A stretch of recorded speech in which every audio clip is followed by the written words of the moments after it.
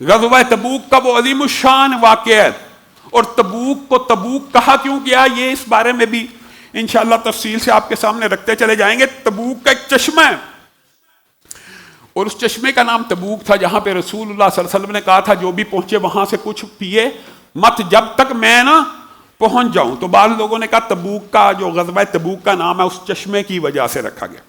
और इसी को सातिल उसरा भी कुरान पाक में कहा गया, क्योंकि ये तंगी का दौर था, तंगी का। और यहां पे रसूलुल्लाह सल्लल्लाहु अलैहि वसल्लम ने इन्फाक़ फी सबीलिल्लाह के बारे में, उसरत का दौर था ना, तंगी का दौर था, मईशत की कमजोरी थी, रियासत बढ़ रही थी, अवाम की तादाद बढ़ चुकी है, रियासत के पास वसाइल कम है। इसको इसलिए सातिल उसरा भी कहा जाता है और ग़ज़वा तबूक को तंगी का ग़ज़वा भी कहा जाता है।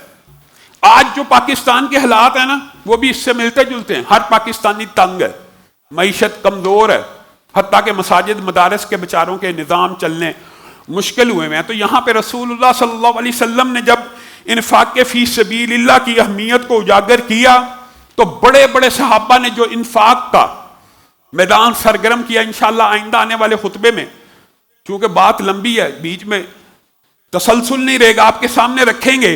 लेकिन एक वाक़या जो दिल को छू जाता है, जो इंसान की दुनिया को बदल देता है, कि रसूलुल्लाह सल्लल्लाहु अलैहि वसल्लम ने इन्फाक़ फ़ी सबीलिल्लाह का कहा, सहाबा आए, उन्होंने कैसा कैसा इन्फाक़ किया आप जानते हैं। हज़रत अबू बकर ने कैसा किया, हज़रत उमर ने कैसा किया, हज़रत उस्मान ने। इंशाअल्लाह आइंदा आने वाले खुतबे में उसकी तफसील रखेंगे। लेकिन बाद साहबी ऐसे भी थे, उन्होंने रसूलुल्लाह सल्लल्लाहु अलैहि वसल्लम के जिहाद का ऐलान सुना, इन्फाक़ फ़ी सबीलिल्लाह का ऐलान सुना, पूरी कोशिश की। अबू तुफैल ने, अकील ने, वगैरह वगैरह, वो रखेंगे आपके सामने। लेकिन एक साहबी थे उल्बा बिन ज़ैद, वो घर आए, सारा मंजर उनके सामने दौड़ा है, फलां साहबी ने ये इन्फाक़ किया, फलां ने ये इन्फाक़ किया, फलां ने। मेरे पास सवारी भी नहीं है, मेरे पास ऊँट भी नहीं है, मेरे पास पैसे भी नहीं है। अल्लाह की बारगाह में रोना शुरू कर दिया। सही सनद से वाक़या, अल्लाह रब्बुल इज़्ज़त की बारगाह में रोना शुरू कर दिया, सजदों में गिड़गिड़ा के रोए, अल्लाह फलां ये इन्फाक़ करता है, फलां ये इन्फाक़ करता, मुझे बताइए मेरे पास क्या है।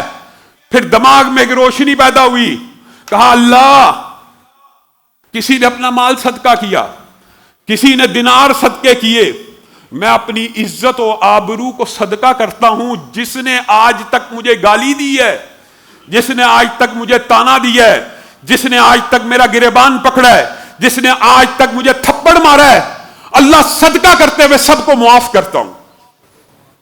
यह सहाबा का जज्बा है कि इन्फाक़ फ़ी सबीलिल्लाह का ऐलान हुआ, पास अगर दिरहम और दिनार मौजूद नहीं है तो अपनी इज्जत और आबरू का सदका किया। तो रसूलुल्लाह सल्लल्लाहु अलैहि वसल्लम ने क्या कहा, उलबा तूने लोगों को माफ नहीं किया, अरश के रब ने तुझे माफ कर दिया है, अरश के रब ने तुझे माफ कर दिया है। ये जो तेरे दिल में ख्वाहिश तमा पैदा हुई कि काश मेरे पास पैसे होते तो मैं भी सदका करता, ये ख्वाहिश का पैदा हो जाना उस सदका करने के बराबर है। सिर्फ ख्वाहिश का पैदा हो जाना, सिर्फ नियत का पैदा हो जाना।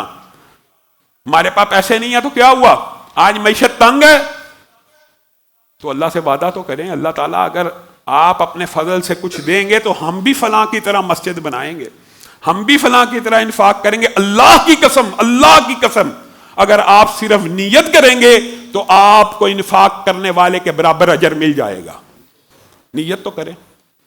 और जो इन्फाक करते हैं उनको भी रसूलुल्लाह सल्लल्लाहु अलैहि वसल्लम की यह हदीस मद्देनजर रखनी चाहिए कि इन्फाक करने से पैसा कम नहीं होता, और इन्फाक करना ही तब चाहिए ज्यादा जब आप मुश्किलात में फंसे हो। आजकल क्या होता है, यार हालात बहुत टाइट हैं, अपनी बात भी कर रहा हूं, बिजली के बिल देने हैं, बच्चों की स्कूल की फीस देनी है, ये आना है, फलां आना है, दूध का बिल, गैस का बिल, ये आना है, वो आना है।